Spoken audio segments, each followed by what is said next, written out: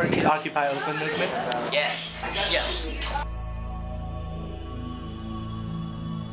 Months ago, before this, nobody would have even known about like the XL pipeline, or the Keystone XL pipeline, or like the economic disparity, the wealth disparity in this country.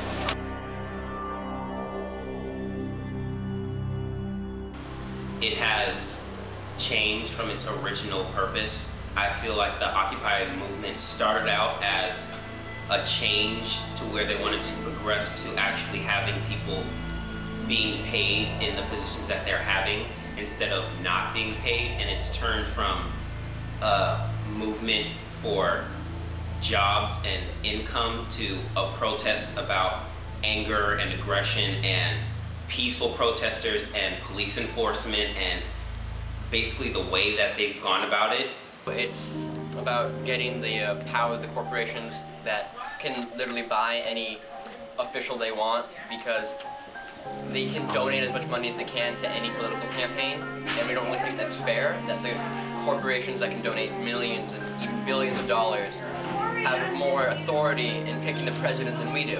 The majority of people in this country are upset because of the huge discrepancies in income and taxes and spending, and so people want it to be fair for the majority rather than the small 1% minority. And now they're like really common themes that are done a lot to educate a lot of people. And I think another really important thing is that it's connected a lot of people that thought that they may have been alone or that they're like in a smaller group, but it's done a really good job at connecting all these different people, because we had a place where all these different activists, people doing social work, people that want to change the world could come together and communicate and organize and network essentially. Suppliers? You mean your entire union is going to give and put it on a PDF file so we can spend our money? I think it's, the movement overall is really good, because it's national. I like it. We meet here every day. We're just not living here. We go out and do autonomous decisions that come together with the movement. I truly believe that we're winning in the way that the Department of Homeland Security is getting involved. Basically, the Patriot Act is getting renewed to the point that we can all be considered inbound home terrorists. I mean, the euro they're assuming that it's going to crash soon, to the point that they're creating contingency plans. I mean, like, what else can I say, but we're winning slowly. The huge majority of the world, especially in Europe, I would say it's more of a tactic that has been adopted and I believe more effective for what people would call first world countries like Europe and the United States and Canada and Australia.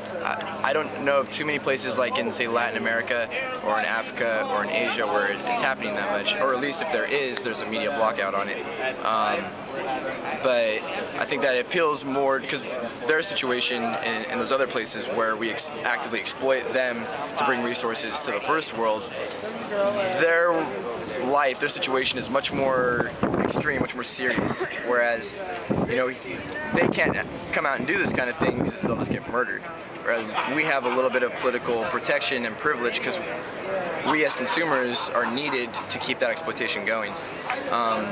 So I think it's a tactic, and it's kind of like a tactic that people can agree on while it's not being like too confrontational. It's like a middle ground that I think we can find, as opposed to like all-out civil war or just completely in between civil war and like just being really completely ineffective. We can find this middle ground of resistance where we can keep pushing the bar.